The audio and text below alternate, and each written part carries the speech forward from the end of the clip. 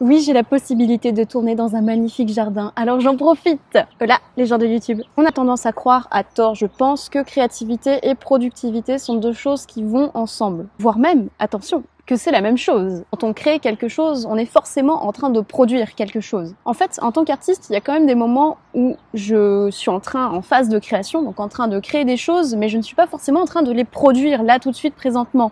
Il y a aussi des moments où je suis en train juste de noter mes idées. Et c'est dans ces moments-là où, ouais, je commence à me poser des questions et je me dis, mais du coup, non, t'es pas créative parce que t'es pas en train de faire les choses. Et je suis pas convaincue que ce soit tout à fait normal de penser ça. Alors, est-ce que c'est parce qu'on m'a mis dans la tête que création et production, c'était la même chose? Il va donc falloir qu'on remette les choses à plat. Eh bien, allons-y, c'est parti!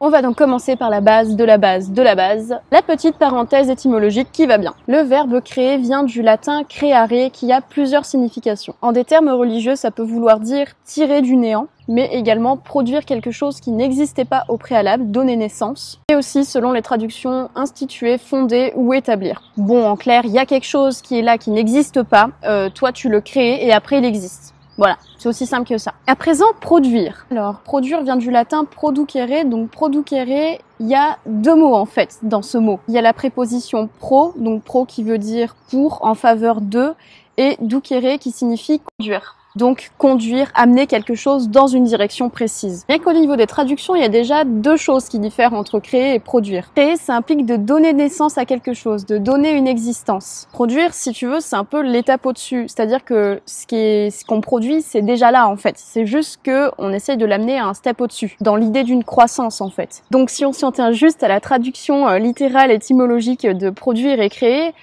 donc on donne naissance à quelque chose, et produire, c'est dans la suite logique de la création. C'est donner naissance à quelque chose et le faire grandir, comme une fleur en fait, ou un arbre. Quand il sort de terre, quand il germe, il se crée, et quand il grandit, quand il croît, il se produit en fait. Voilà, c'est la petite parenthèse poétique du moment. Et vu comme ça, les mots sont assez mal choisis, mais bon. À partir de là, on commence à comprendre pourquoi, dans le processus de création, on n'est pas forcément que dans la production des choses. Produire, c'est en fait une phase du processus créatif, mais c'est pas la globalité du processus. Il y a quelque chose avant. Si je remets ça en parallèle avec mon histoire de fleur là, en fait la fleur, avant qu'elle sorte de terre, qu'elle éclose et qu'elle montre ses magnifiques pétales colorés aux yeux du monde, il faut d'abord que y ait une graine dans le sol, que la graine elle germe et puis qu'elle sorte du sol. Et tout ce processus-là, on n'est pas dans la production. C'est tout le temps d'imagination, de réflexion autour du projet pour qu'il naisse, qui est avant l'étape de production. Cette étape en amont du projet, elle peut prendre plus ou moins longtemps, selon la nature du projet et selon la personne qui réfléchit à ce projet. Il y a des personnes, ils vont avoir des idées comme ça, hop, hop, ils vont être tout de suite dans la création, tout de suite dans la production de leur projet. Il y a des gens, il leur faut beaucoup plus de temps. Il y a des gens, ils vont être vraiment plus dans la conceptualisation de leur idée avant d'être dans la production. Bon, et puis d'ailleurs, il y a un côté un peu plus sage à ça aussi, puisque selon le projet en question que tu veux faire, si tu veux par exemple monter une entreprise, ouais, il va peut-être te falloir quand même réfléchir à dans quel endroit tu veux implanter ton entreprise. Est-ce que ça va être dans un lieu? Est-ce que ça va être en ligne? Qu'est-ce que tu vas vendre comme produit? Oui, ça peut quand même servir de savoir ça. Si jamais tu as besoin d'un prêt, comment tu vas faire? Tu vas demander à une banque, à des amis, comment tu vas faire? Après, il est toujours possible de démarrer un projet comme ça, juste comme ça, en fonçant la tête dedans et sans se poser de questions au préalable de comment je fais pour monter ce projet.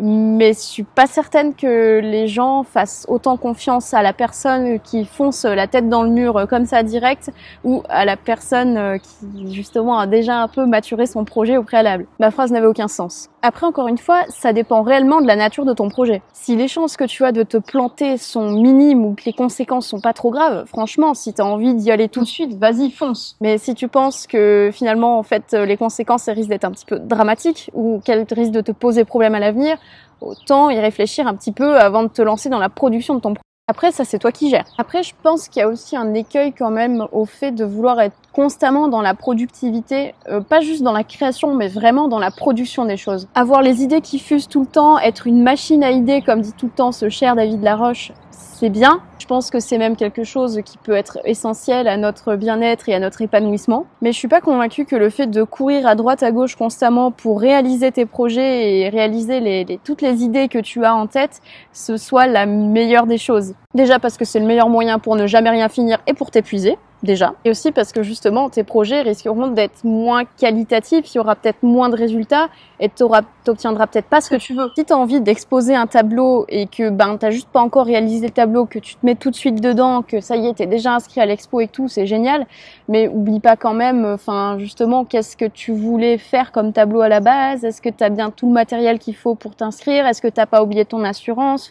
Tous ces petits détails qui font que tu vas arriver à ton objectif, mais tu seras réglo et le résultat sera nickel. Parce que quand tu as envie d'avoir les résultats tout de suite, de produire tout de suite et d'avoir le résultat tout de suite, il y a forcément un petit détail qui va t'échapper, que tu vas oublier et qui se verra dans le résultat final. Je dis ça, peut-être que les autres le verront pas d'ailleurs, mais toi, tu vas voir que ça. Et tu vas peut-être pas te sentir nul, mais tu vas te dire, mais qu'est-ce que j'ai foutu ? Pourquoi j'ai oublié un truc comme ça? Ce sont des étapes nécessaires à la création, mais qu'on ne retrouve pas dans les étapes de production. D'ailleurs, créer, ça peut demander quelquefois aussi de prendre le temps de se poser et juste de penser à rien et peut-être de faire des activités autres que ce que tu étais en train de faire, des activités qui n'ont rien à voir. Une bonne séance de running ou une après-midi au ski avec des amis, ça peut m'aider à être plus créative que de juste rester devant mon ordinateur à réfléchir toute la journée à mon projet. Et alors je le dis, mon cerveau a vraiment beaucoup de mal à l'accepter, il aurait envie que je sois tout le temps là, mais vas-y, travaille.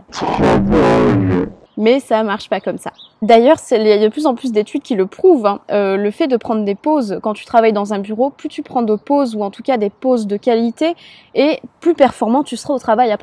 Bon, après, va pas tomber dans l'écueil inverse et prendre des pauses toutes les 5 minutes, parce que après, sinon, non, tu seras juste plus productif du tout. Le jeu, c'est vraiment de trouver un équilibre entre imagination, création, réflexion, amusement et petits à côté, petites pauses, et production. Je suis convaincue que pour arriver au bout d'un projet, on a besoin d'être 3. Et ouais, le jeu, c'est vraiment de trouver l'équilibre dans le triangle. Et meilleur sera ton équilibre, mieux tu te sentiras, et meilleur sera ton résultat aussi également.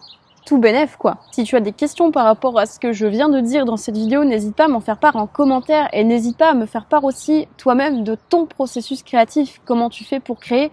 Est-ce que d'abord tu te jettes à corps perdu dans la production des choses, puis après tu te dis ouais mais en fait j'aurais peut-être dû faire ça comme ça, ou peut-être qu'en fait finalement j'ai envie de faire ça. Dis-moi comment toi tu fais. Ça m'intéresse déjà personnellement et je suis convaincue que ça peut aussi intéresser les personnes qui ont regardé cette vidéo. Si tu as apprécié cette vidéo, n'hésite pas à la liker, la partager, à t'abonner à ma chaîne si tu n'es pas encore abonné. Comme d'habitude, le petit baratin habituel, on adore. Comme d'habitude, je te laisse mes réseaux sociaux juste ici en barre d'infos, mon Instagram @milkboxworld et mon Facebook Alban Canet artistique. Si tu veux en voir plus sur moi et sur mon travail, je te laisse également le lien de mon site web albancanet.com. Sur ce, je te dis à bientôt et je te fais de gros bisous. Gros cœur sur toi.